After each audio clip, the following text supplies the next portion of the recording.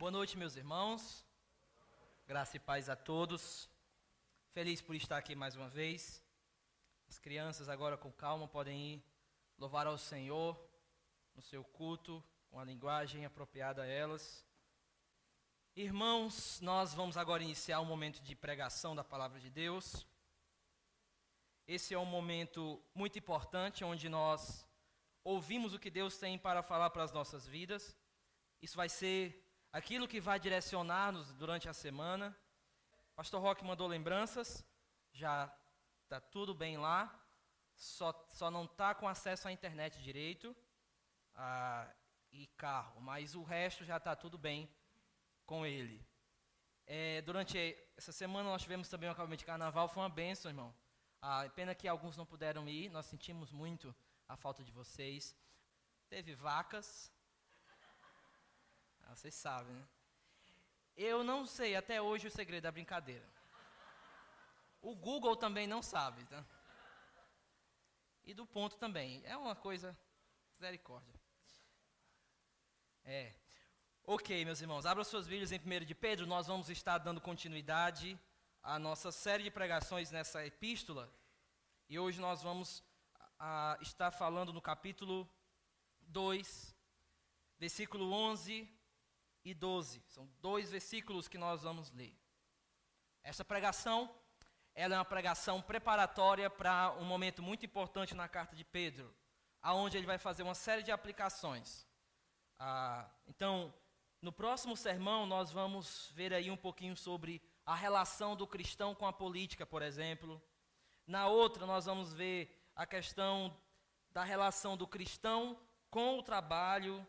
Então, assim, vai ser momentos também preciosos. Isso, não nesse sermão, no outro. Então, esse sermão é uma preparação para todo esse outro momento na carta, que é um momento muito importante. 1 de Pedro, então, capítulo 2, versículo 11 e 12.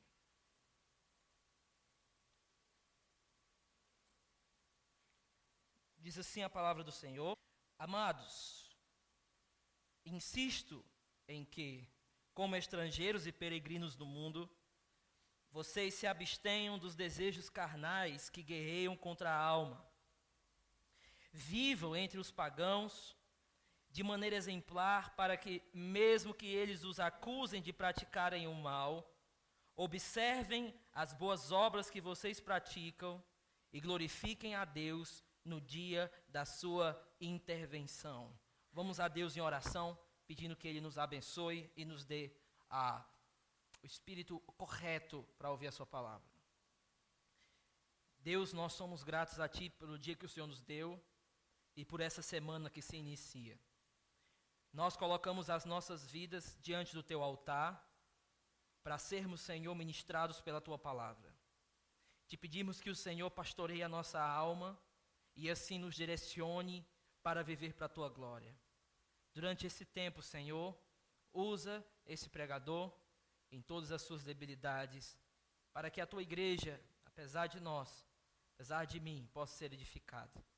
Meu Deus, nós te pedimos que o Senhor nos direcione a não ouvirmos apenas um sermão como meras palavras, mas nos ajuda, Senhor, a sermos tocados por Ti, transformados por Ti, mexidos por Ti, confrontados pela Tua palavra, para que a nossa vida possa refletir mais o amor que o Senhor tem por nós. Pelo menos, Senhor, uma centelha, porque nós sabemos que esse amor é muito grande. Nos abençoe, nos dá a mente necessária, prepara o nosso coração para aquilo que a Tua palavra tem para nos dizer. Em nome de Cristo, amém. Existem 3 perigos que todo cristão ele enfrenta na sua vida e na sua caminhada enquanto ele vai para o céu, enquanto ele vai para casa. 3 perigos que você pode cair, e se você cair, você vai ter sérios problemas. Esses 3 perigos, eles atacam as nossas vidas, geralmente quando nós estamos passando por algum tipo de sofrimento, ou quando estamos passando por algum tipo de pressão. Quais são esses 3 perigos? O primeiro perigo da perda da esperança é quando você perde a esperança, e você já não tem mais esperança nas promessas de Deus. Isso é uma tentação que eu e você, todos nós estamos expostos como cristãos. No meio de um sofrimento, podemos perder a nossa esperança. Esse é o primeiro perigo. Segundo perigo é que no meio de um sofrimento, nós podemos nos fechar para nós mesmos e esquecer que nós temos um chamado e um chamado à ação. É claro que nós, quando estamos sofrendo, ou por exemplo, perdemos um ente querido, nós vamos sim ter um momento de luto, nós vamos sim ter um momento de choro. O problema é que, mesmo que tenhamos esse momento de choro, nós somos chamados à ação. O terceiro grande perigo é o perigo de esquecermos quem nós somos em Cristo. É o perigo de assumirmos uma identidade que não é a identidade que Cristo tem nos dado. Então, por exemplo, algumas pessoas, elas não mais entendem quem elas são em Cristo, e elas agora adquirem para ela uma identidade de, por exemplo, alguém depressivo. Quem é você? Eu sou depressivo. Ou então a pessoa assume para si uma identidade de uma pessoa que é iracunda. Quem é você? Eu sou uma pessoa que tem raiva mesmo.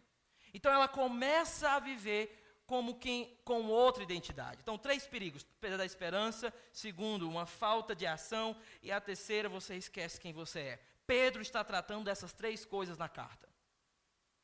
No capítulo 1, nós observamos que ele vai falar justamente da viva esperança.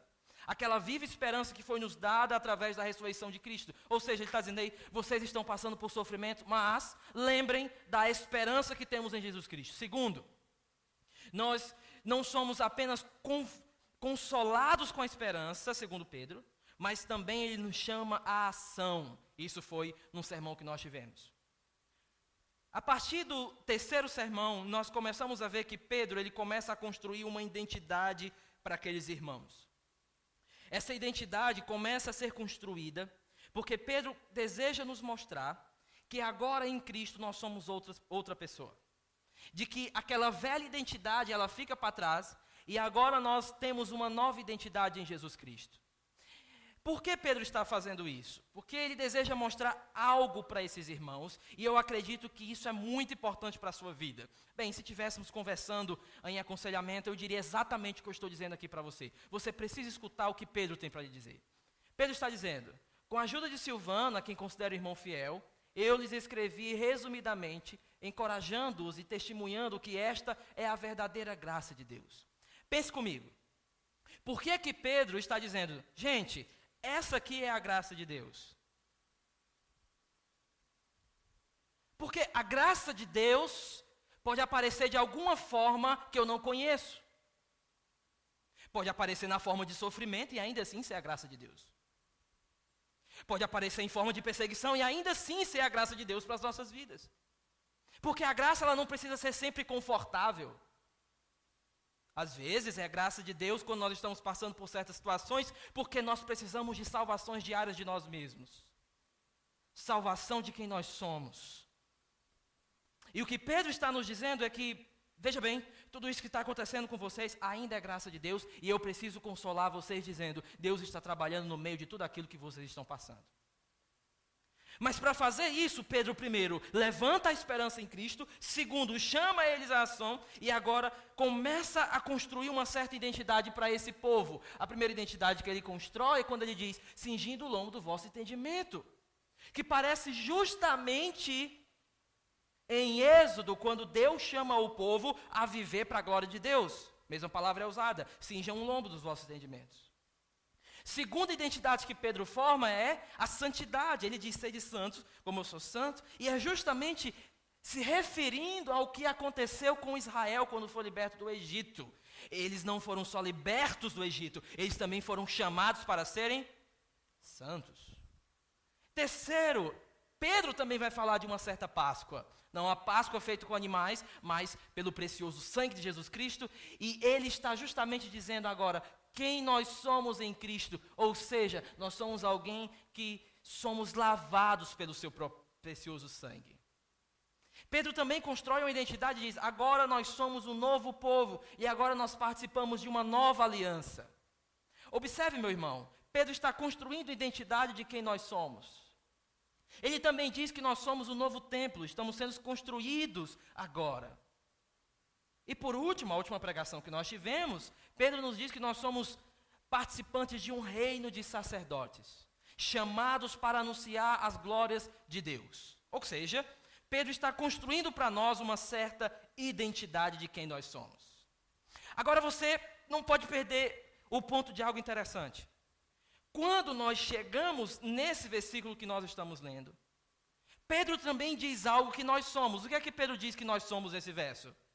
Peregrinos e estrangeiros ou forasteiros. Agora, isso é estranho. Pedro diz, vocês são povo de Deus, sacerdote santo, agora vocês foram ressuscitados para uma nova esperança e tudo e tal. Mas nessa identidade é estranho. Ele diz, vocês são peregrinos. Vocês estão estrangeiros. Em outras palavras, a nossa nova identidade em Cristo,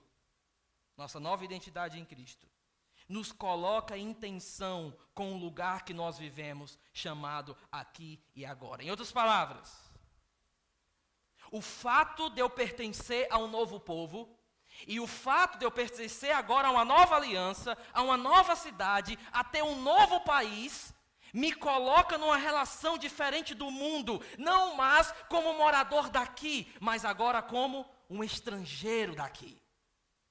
Em outras palavras, isso aqui não é o meu lar.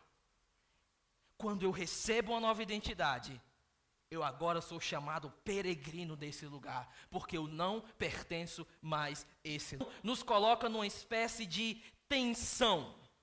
Que espécie de tensão é essa?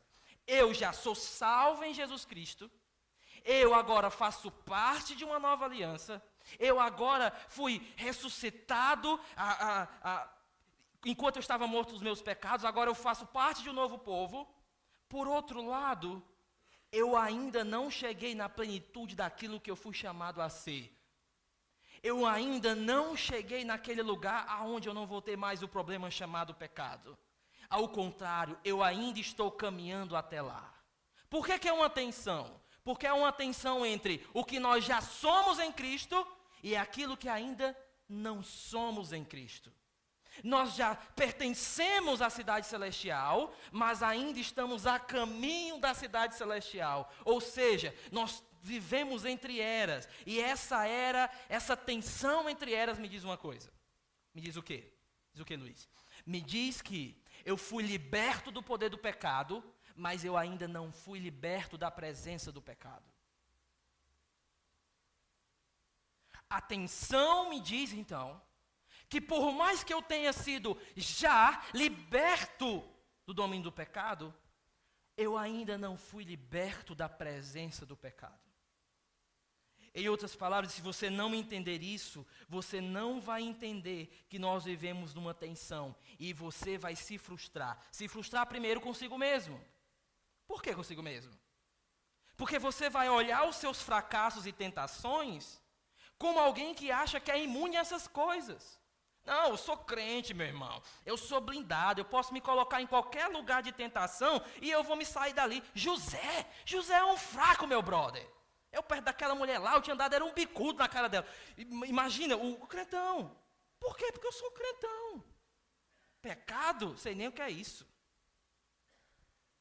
Pedro está me dizendo, ei, calma lá. Vocês pertencem a uma nova cidade, mas vocês ainda não chegaram lá. E durante esse espaço de tempo, você está numa tensão entre vencer o pecado e lutar contra o pecado. Vencer o pecado e lutar contra o pecado.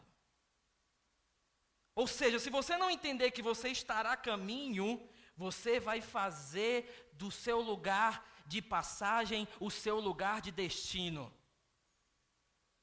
Ou você pode se frustrar com a igreja. Pastor, a igreja não era para ser um bocado de gente santa, não? Não era, ora, esse pessoal não fala tanto de Jesus, por que esse pessoal ainda fere as pessoas? Por que eles ainda erram tanto? Eles não são salvos, ou seja, essa pessoa não entendeu que ela vive numa tensão de eu já fui livre do domínio do pecado, mas ainda nós vivemos com a presença do pecado em nosso meio. Então ela acha que a igreja devia ser santa, a igreja devia ser um museu, mas não, irmão, não. Todos nós aqui estamos num processo. A segunda coisa, se você não entender essa pressão, é com o mundo. Você vai achar que o mundo vai te aceitar de qualquer forma. Você vai achar que o cristianismo, ele não tem relevância para esse mundo, e você vai tentar moldar a tua fé com os vícios do mundo lá fora. Se você não entender que nós não fomos chamados para sermos aceitos pelo mundo, nós não fomos chamados para adaptar o nosso evangelho ao mundo. O nosso chamado é justamente viver de uma relação de peregrinos e como alguém que está aqui só de passagem. O grande perigo de quem não entende essa tensão, deixa eu explorar mais isso aqui, que eu acho interessante, é que essa pessoa ela vai começar a se sentir confortável com as coisas que para Deus é abominação.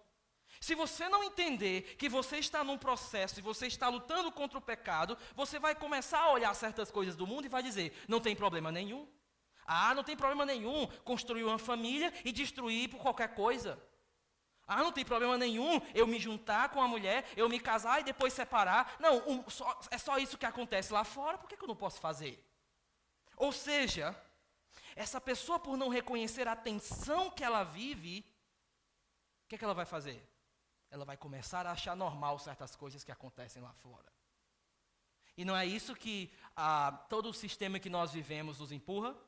Querer que achemos normal certas coisas, quando nós sabemos que não é.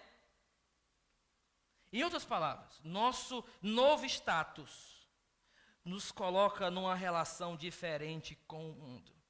Aqui não é a nossa pátria, por isso estamos de passagem.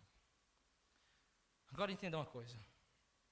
Porque estamos nessa tensão, somos chamados não apenas a reconhecer quem somos, mas também a lutar fundamentado naquilo que somos.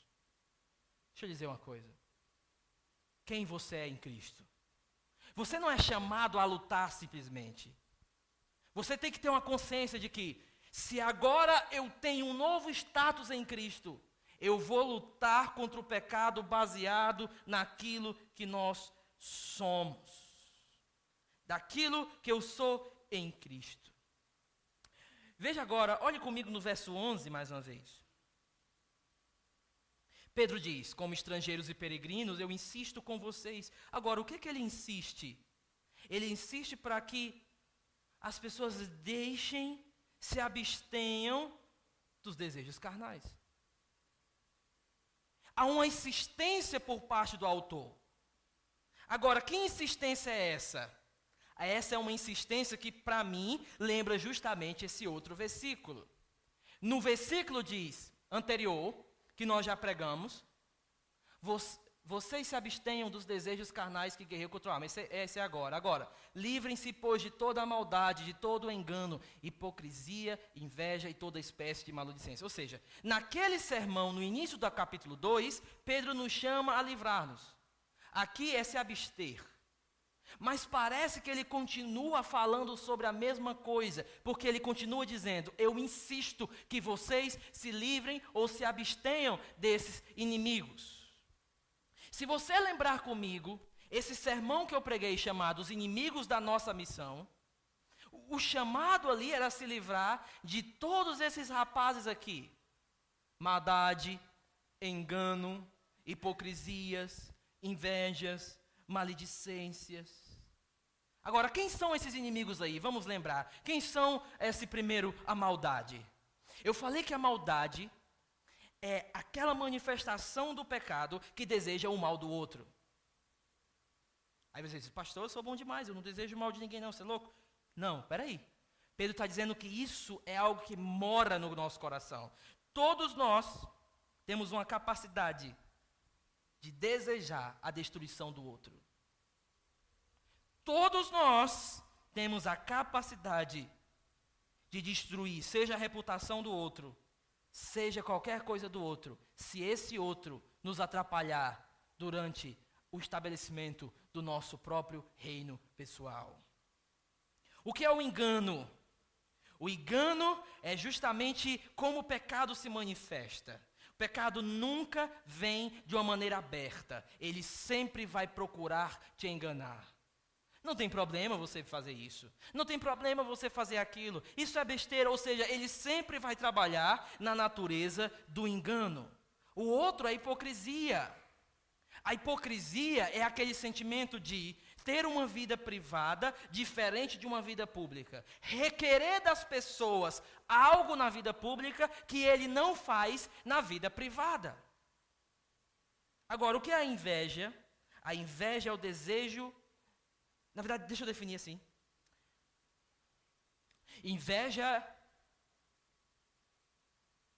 A inveja é fruto de um coração míope, que não consegue ver o que Deus está fazendo na sua vida e questiona a bondade e a misericórdia de Deus, dizendo assim: por que Deus me ama e não me dá o que o outro tem? Isso é inveja. Nós já pregamos sobre isso. E o outro inimigo é justamente aquilo que vem com a inveja, que são o falatório contra o irmão, falar mal contra o irmão. Agora, o que é que me chama mais atenção nesse verso que nós estamos trabalhando? É que aqui, Pedro dá nome a cada um deles, ó. Maldade, engano, inveja. Mas aqui, Pedro chama esses carinhas aqui de uma outra coisa. Ele chama do quê? Desejos carnais. Agora ele coloca nome nas coisas. Não é só uma espécie de como eu me comporto, mas ele vai chamar esses inimigos de desejo. Vamos lá, por quê? Por que o mal é um desejo? Porque o mal é um desejo, porque ele deseja destruir a outra pessoa. Por que o engano é um desejo? Porque o engano é sempre um desejo de se auto-justificar. O engano é sempre você dizendo para você mesmo: não é tão ruim assim, não foi tão mal assim, isso que eu fiz não é tão errado assim. É sempre esse desejo de parecer aceitável, de parecer auto-justificado. O que é a hipocrisia? A hipocrisia é um desejo de parecer aceitável diante do outro, é um desejo de ser perfeito, é um desejo de ser admirado. É por isso que muitas vezes nós vestimos a roupa da hipocrisia. Porque se as pessoas soubessem quem realmente nós somos, provavelmente é o que nós achamos, elas não nos elogiariam. É por isso que nós precisamos de uma capa muitas vezes. Porque como muitas vezes nós queremos ser aceitos pelo outro, nós temos medo de parecer realmente quem nós somos. E aí nós precisamos sempre construir um relacionamento superficial. Porque se a pessoa saber quem nós somos realmente, ela vai ver quem realmente nós somos. Não aquele cara todo. Isso é inveja. Agora, por que a maledicência é um desejo? Por quê? Pense nas discussões que você tem e use a sua língua. Por que nós usamos a língua para destruir o outro?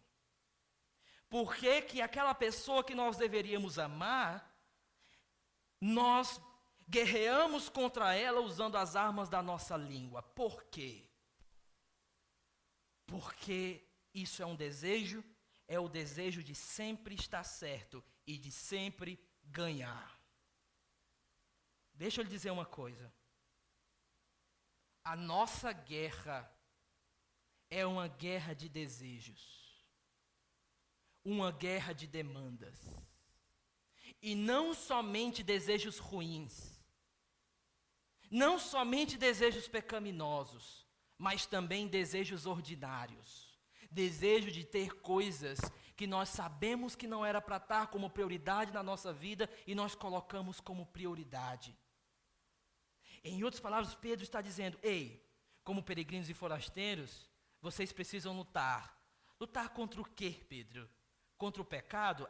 Mas Pedro está sendo mais específico. Lutar a guerra dos desejos. Sempre vai haver uma guerra no seu coração por desejos. Ou desejos de coisas sublimes e santas, ou desejos pecaminosos que querem destruir a sua vida. Antes de tudo, o pecado é uma guerra por quem governa o teu coração.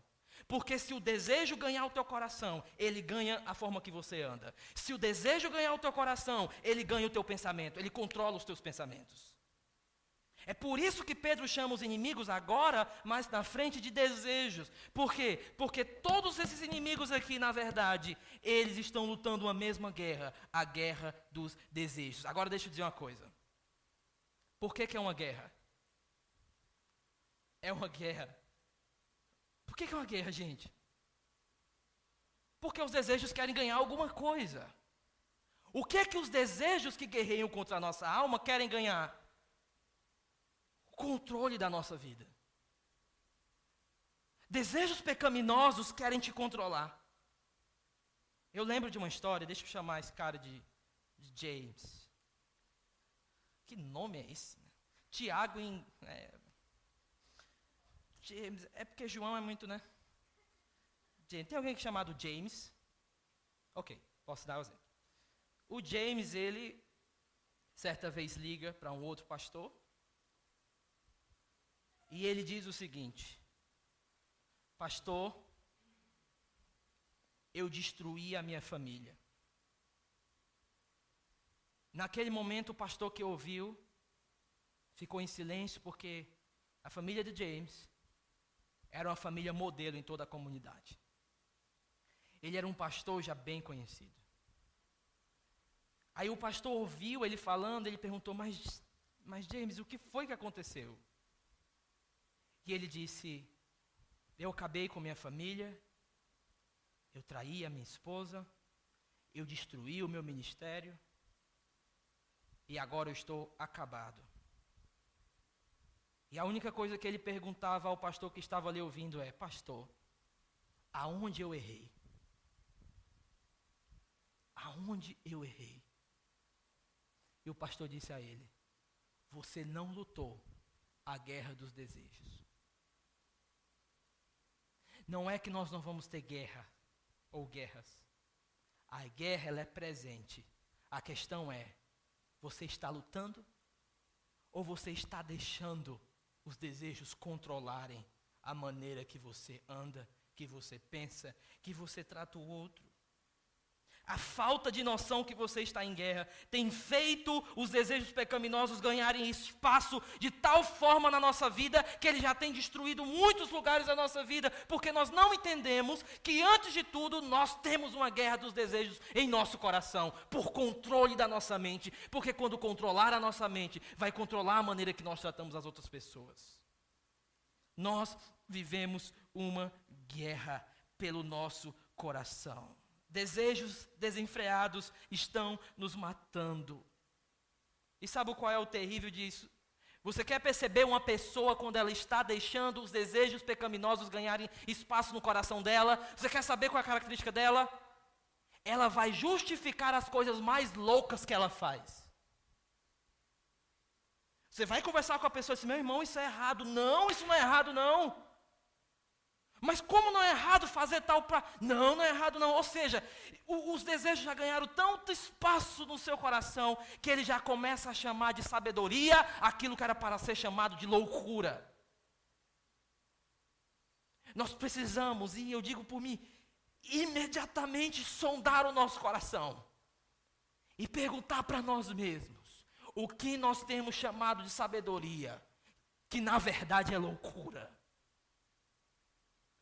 Pedro então diz, vocês estão lutando guerra, e ele nos chama a nos abster dela.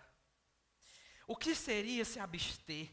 Pedro nos ensine o que significa se abster. Eu quero lutar essa guerra, eu quero destruir esse inimigo, eu quero estar numa consciência de que eu não estou numa cama, mas eu estou num campo de batalha. O que é que eu faço, Pedro? Ele disse, se abstenha, mas o que é se abster? Vamos lá. Vamos para frente aqui. Depois eu volto aqui. Esse se abster, ele está ligado justamente a essa palavra de guerrear.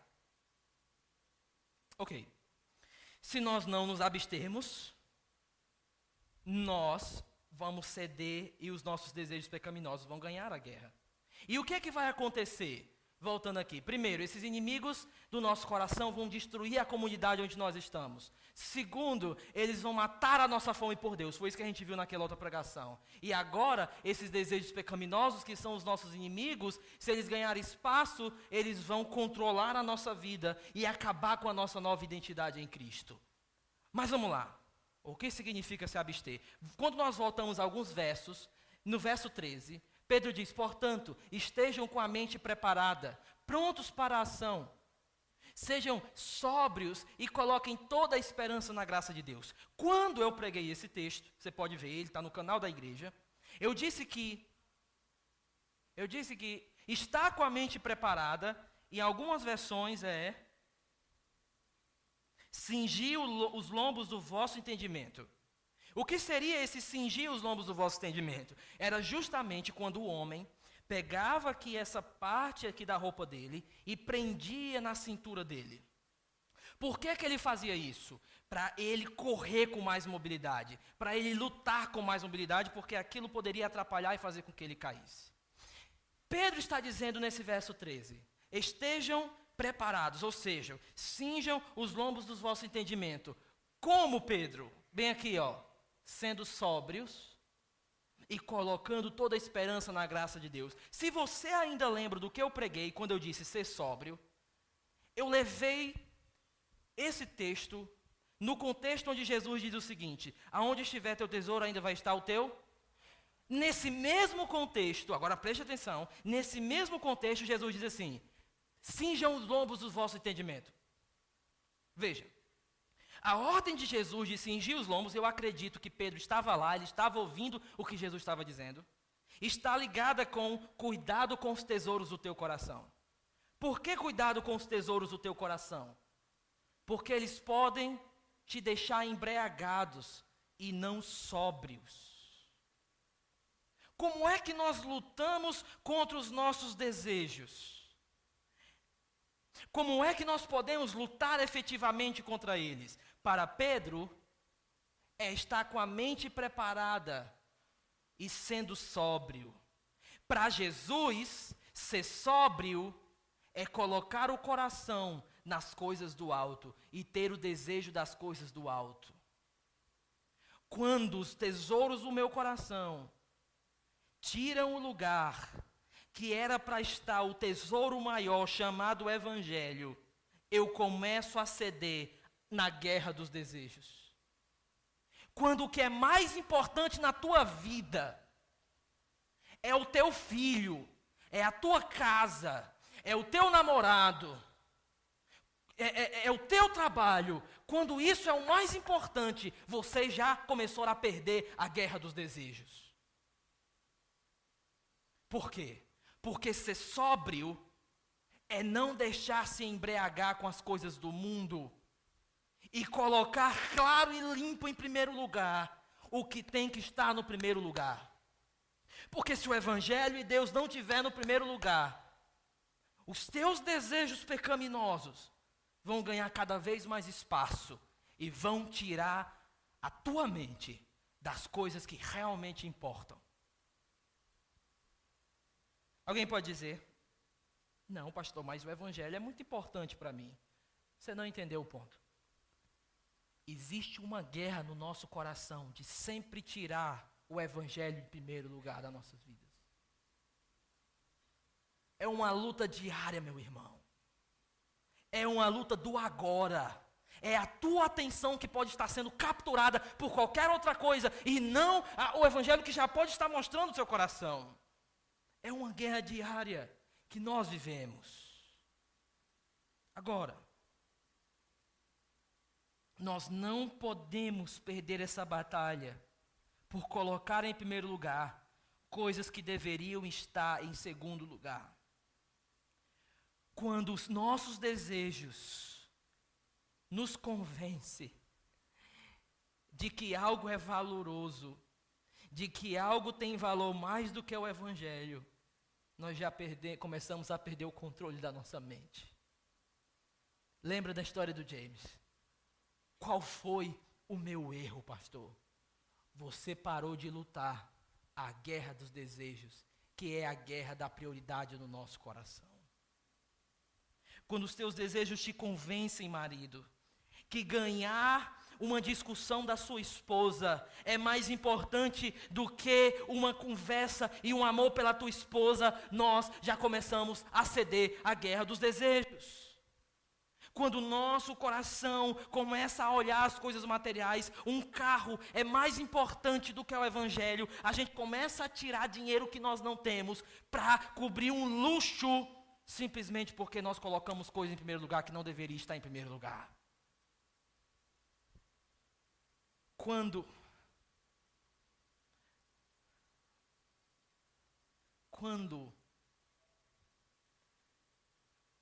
o desejo por uma vida sexual desastrosa,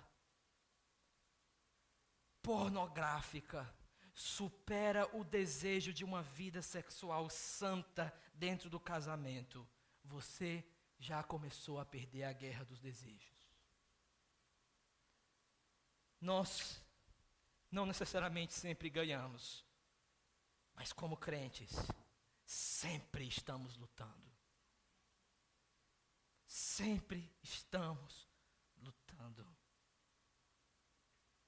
Mas nessa luta, nós somos chamados a reconhecer uma coisa: que no caminho para o nosso lar, nós podemos cair muitas vezes. Porque Deus não nos prometeu uma viagem segura, uma viagem fácil. Ele nos prometeu uma chegada certa. Nós podemos cair, mas o que Pedro nos diz essa é a verdadeira graça de Deus. É ela que nos sustenta. Deus, eu luto a guerra dos desejos, não com minhas próprias armas, mas com a arma da graça de Deus, que me diz todo dia: você pode recomeçar de novo. Ok? Quando lutamos e não deixamos que esse desejo nos entorpeça, nós entendemos o nosso chamado, que é o próximo ponto de Pedro. Ele diz: vivam entre os pagãos, de maneira exemplar, para que naquilo em que eles os acusam de praticarem o mal, observem as boas obras que vocês praticam e glorifiquem a Deus no dia da sua visitação. Você sabe o que é que mais me surpreende nesse versículo? Mais que me surpreende é que Pedro coloca a guerra dos desejos junto com um testemunho. Ele vai dizer: na hora que os desejos pecaminosos começam a ganhar espaço, o teu chamado de exemplo ao mundo, ele é minado. Porque quando nós temos esses desejos carnais no nosso coração, o nosso desejo vai ser o quê? Ser mais parecido com o mundo. Ser mais parecido com o que eles têm, com o que eles buscam. Mas Pedro está dizendo, na guerra de desejo, a gente sabe qual é o nosso chamado. É viver entre os pagãos, é saber que nós estamos aqui de passagem e que eles observem as boas obras. Agora, olha o que é incrível nesse versículo. Eles acusam a gente de praticar o mal, e Pedro chama aquilo que eles nos acusam de mal, Pedro chama de boas obras. Agora, que boa obra é essa? Bem, se aquelas pessoas nos acusam de ser mal, com certeza não são obras filantrópicas. Porque se fossem obras filantrópicas de dar comida, eles não iam olhar e dizer assim: ei, isso é muito mal. Ei, eles não iam acusar a gente de estar fazendo mal. Que são essas boas obras que Pedro nos diz? São boas obras de uma vida que só o seu viver confronta a forma que os outros vivem lá fora. Quantas vezes, irmãos, nós como cristãos não somos incomodados pelos outros e dizer: ei, por que tu não se mistura com aquilo e aquilo? Né? Assim, não, a gente tem aquela conversa, né? Eu não gosto tanto, sabe? Não, né? É assim, tá certo mesmo, tem que ser educado. A gente, por que tu não tá lá na festa da empresa no final do ano e tal? O pessoal tá lá, maior coisa. Não gosto não. Mas eu te vi lá na festa da tua igreja, brincando de vaca lá, feliz da vida. Ou seja, nós somos chamados a fazer boas obras. As pessoas do mundo vão olhar a nossa vida e vão dizer, isso é mal, isso é perverso. Aí Pedro diz, nós vamos desanimar? Não, não vamos desanimar. Por quê? Porque nós não estamos em casa. Esse aqui não é o nosso destino, é o nosso lugar de passagem. Porque nós estamos esperando o dia da intervenção. Pedro chama do dia da visitação. Chegará um dia aonde a nossa história nesse lado da eternidade, chamada aqui e agora, vai cessar. Deus vai interromper a história. Ele vai vir. E no dia da intervenção, Pedro está dizendo uma coisa magnífica. Qual é, irmão Pedro? Está dizendo que os não crentes vão glorificar a Deus. Todo olho verá. E toda língua vai confessar que Jesus Cristo é o Senhor. Isso é uma resposta da Escritura. Nós vivemos, nós sofremos, nós somos perseguidos, as pessoas nos chamam de estranho, mas nós sabemos que um dia a história vai ter um fim desse lado da eternidade. E o nosso Deus vai vir. E esse dia é chamado de o dia da intervenção.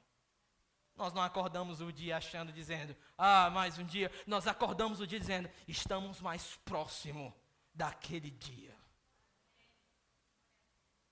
O cristão não precisa pegar em armas. O cristão não precisa fazer algo. Deixa eu pegar em armas no sentido para matar e ir para guerra, essas coisas. Tá? Para se defender. Ok. Ok, vamos lá. Mas o cristão não precisa. A nossa arma como cristãos é o quê? O nosso exemplo. Isso confronta. Isso confronta. O teu casamento confronta o estilo de casamento do mundo. E por mais que as pessoas digam, isso é errado, você não deve se importar e nem moldar o estilo do teu casamento ao casamento do mundo. Por quê? Porque você sabe que vai chegar um dia que essa pessoa vai entender por que é que você vive assim. Ela vai entender e ela vai glorificar a Deus. Isso. Ok. A eternidade muda a forma que a gente vive. Vai chegar um dia onde o nosso maior inimigo vai ter um fim. Aquele que tem destruído relações, aquele que tem acabado com a nossa vida, vai ter um fim. Sabe o que é o mais lindo nas últimas páginas da Bíblia? É que lá não haverá o nosso inimigo chamado pecado. Completamente tirado. Meu irmão, quando eu olho as minhas falhas, quando eu olho o quanto as minhas fraquezas, elas cantam hinos de triunfo todas as vezes durante os dias, o meu maior anseio não é tanto desistir. O meu maior anseio é que chegue logo aquele dia, onde o meu Deus vai intervir nisso tudo e vai mostrar realmente quem governa o mundo. Agora, deixa eu dar algumas lições e a gente termina. Primeira lição é, esses inimigos, eles desejam destruir a tua identidade. Eles desejam destruir quem você é. É uma guerra para minar quem você é. Você é amado por Deus. E nada pode mudar isso. Mas os inimigos da nossa alma vai sempre querer dizer para você, Deus tem te rejeitado. Isso tudo está acontecendo porque Deus está longe de você. Mas você responde esse engano com a verdade. Não, o meu Deus não me ama por aquilo que eu fiz. O meu Deus me ama por aquilo que o filho dele fez. E isso é o Evangelho. Deixa eu lhe dizer uma história que eu ouvi. Contei hoje na sala de membresia. Um certo irmão estava evangelizando uma moça. E essa moça, ela estava querendo o cristianismo, estava querendo aceitar Jesus. Mas ela ainda tinha muitos problemas, era uma mãe solteira, ainda estava com um caso mal resolvido, e ele estava evangelizando ela junto com outro grupo de amigos, até que teve um dia que ele convidou essa moça para ir na igreja dele, lá na igreja. Ele convidou porque disse que o amigo dele ia cantar na igreja e ela achou que seria um show, mas era um culto. E aí, quando ela chegou lá, o pastor ia pregar sobre sexo. E ele, quando o pastor anunciou o tema, ele já ficou, meu Deus do céu, agora pronto, a mulher aqui. Aí ele pegou uma rosa, o pastor. Pegou uma rosa. Aí disse, que rosa bonita, que rosa cheirosa. Ficou falando essas besteiras. Aí, tome a rosa. Jogou a rosa. Aí começou a dizer assim, se você fizer isso fora do casamento, você vai pegar sífilis, você vai pegar doença, gonorreia e papapá. Você vai pegar um bocado de herpes, vai chegar aqui com a boca estourada. Ele ficou falando essas coisas. E o amigo lá, e o cara lá que levou a moça desse jeito, ó. Meu Deus do céu. Só que ele disse, Matt Chandler, foi esse que levou a moça. Hoje é o pastor, maior igreja dos Estados Unidos, 40 mil pessoas. Ele disse que estava perto da moça, começou a ficar com raiva do pastor, começou a ficar com raiva. Sim, meu Deus do céu. Aí o pastor no final, né, para brilhantar, aquela mania de querer fechar com chave, né, pegou a rosa. Cadê minha rosa? Lá vem a rosa toda destruída. Era isso que ele queria, né? Toda destruída. Aí, tá aqui, ó. Você acha que alguém ainda vai lhe querer? Depois de você estar nesse estado? O Matt Chandler disse que ficou com tanta raiva, que disse assim, Jesus, ele vai querer a rosa. Porque essa é a mensagem do Evangelho. Ele não veio buscar pessoas perfeitas. Ele veio buscar justamente pessoas completamente destruídas. Qual é o problema disso? É que ele pregou moralidade, mas não o Evangelho. O Evangelho me diz, Deus, Jesus, quer a rosa, independente do estado dela. Porque Ele pode restaurar. Ele pode restaurar. E é isso que o Evangelho nos diz. Ele pode mudar a nossa identidade. Ele pode te dar uma nova identidade. Talvez as marcas do que passou não saiam tão fácil. Mas não significa que a tua vida vai ser definida por aquilo que você fez. A tua vida com o Evangelho pode ser definida com aquilo que Jesus fez na cruz. Seguir esses desejos vão devastar o teu coração. Eles não só destroem a tua identidade, eles também devastam. Meu irmão, no dia em que você perceber que esses teus desejos pecaminosos não vão te dar realmente o que você quer, isso vai te destruir. Quantas pessoas não colocaram a esperança em certos relacionamentos? Deixaram os desejos pecaminosos então reinar. E na hora que aquilo foi quebrado, elas entraram num limbo e não conseguiram mais saber como lidar com toda a situação. Por quê? Porque colocaram a esperança no lugar errado. Os teus desejos, os nossos desejos, eles nos devastam no final da história. As duas últimas são muito especiais para mim. E eu tenho muitas coisas escritas na última página da minha Bíblia, mas se você não tem, isso aqui é uma música que eu sempre lembro. Se você não tem nada, você precisa ter alguma coisa escrita aqui. Esse lembrete para mim é especial. Talvez esses aqui para você seja especial. Essa outra aplicação diz o seguinte: não queira interpretar todo o mistério com uma única peça da história. Deixa eu explicar isso. Nós estamos num lugar de passagem. Nós somos peregrinos. Então é normal que muitas coisas que aconteçam na nossa vida durante esse processo sejam estranhas a nós. Alguém que nos deixou, alguém que nos traiu, alguém que devastou a nossa vida. E a gente pode sempre perguntar assim, mas Deus, por que isso? E quando nós não temos a resposta direta, nós começamos a interpretar todo o mistério de Deus à luz daquilo pontual que aconteceu com a nossa vida. Não, com certeza para acontecer isso foi porque eu errei ali, eu errei aqui, eu fiz aquilo outro. E nós começamos a querer interpretar todo o mistério de Deus com aquilo que está acontecendo pontualmente na nossa vida. Sendo que o nosso chamado, em muitas coisas que acontecem na nossa vida, não é interpretar todo o mistério, mas conhecer e amar aquele que está regendo todo o mistério. Certas coisas podem acontecer a caminho de casa, que podem destruir a sua vida. Mas não tente interpretar isso que aconteceu. Não tente interpretar toda a história de Deus com unicamente aquilo que te aconteceu. Quando eu tento resolver meus problemas, começando a levantar uma história do porquê Deus fez isso, posso começar a esquecer de confiar nele. Minha última aplicação, e ela tem um nome, ela se chama a matemática da guerra. Existe nessas 4 operações.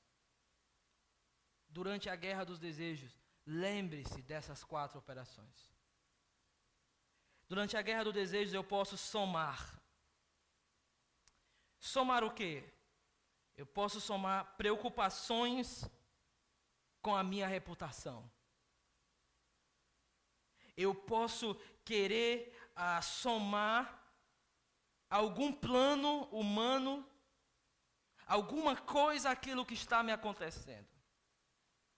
Durante as guerras dos desejos eu posso tentar resolver certas coisas na minha vida, somando a sabedoria de Deus a algumas coisas. Eu não apenas somo, mas durante a guerra dos desejos eu posso também começar a subtrair certas coisas. Eu posso subtrair a presença de Deus no meio do meu sofrimento. Começo a tirar Deus de tudo aquilo que eu estou passando. Eu começo a subtrair a oração que eu deveria tanto orar, eu começo a subtrair aquilo. Eu não só somo coisas e me deixa com raiva, mas eu também começo a subtrair coisas, e aí eu vou ficando com dúvidas. Eu não só somo, eu não só subtraio, mas eu também multiplico. Eu multiplico os, e se isso acontecer? E se aquilo acontecer? E se fazer isso? E eu começo a ficar com ansiedade, porque eu comecei a multiplicar as possibilidades. E aí vem não só a raiva, a dúvida, mas agora vem o medo. Eu não só multiplico, eu também começo a dividir. Começo a dividir a minha vida pública da minha vida privada. Eu começo a dividir aquilo que realmente é santo daquilo que é profano. Eu começo a viver uma divisão na minha vida. Eu venho para a igreja, eu oro, mas aquilo não atinge nada, porque eu dividi a minha vida. Na guerra dos desejos, você sempre vai querer somar alguma coisa. Você sempre vai querer subtrair a presença de Deus à oração. Você sempre vai querer multiplicar o si, as possibilidades futuras, e isso vai te deixar cheio de ansiedade. Você sempre vai querer dividir a tua vida e não vai mais conseguir ver como aquilo atinge realmente ela no dia a dia. Essas são as armas que a guerra dos desejos elas usam. O que é que essa divisão traz? O esquecimento de que Deus me quer como um todo.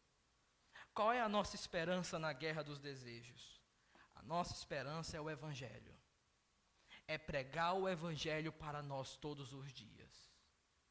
É você dizer para você mesmo: eu não vou fazer esse lugar a minha cama aonde eu fico tranquilo.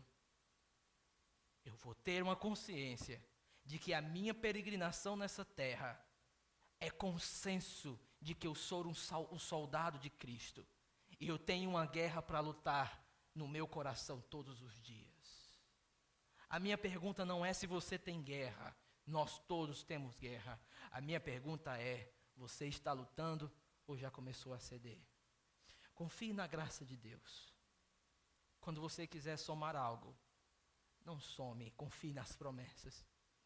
Quando você quiser subtrair a oração, não subtraia, comece a orar mais.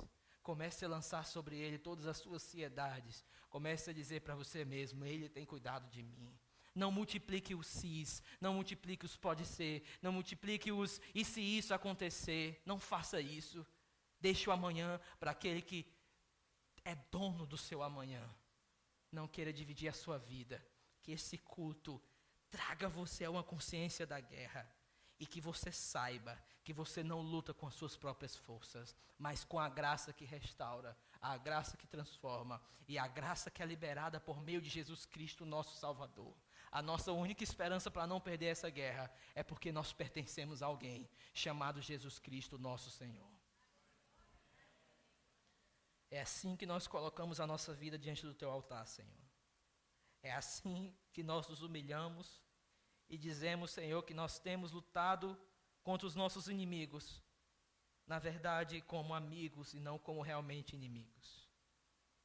Ó Deus, não nos deixe chegar no futuro e perguntar aonde foi que eu errei.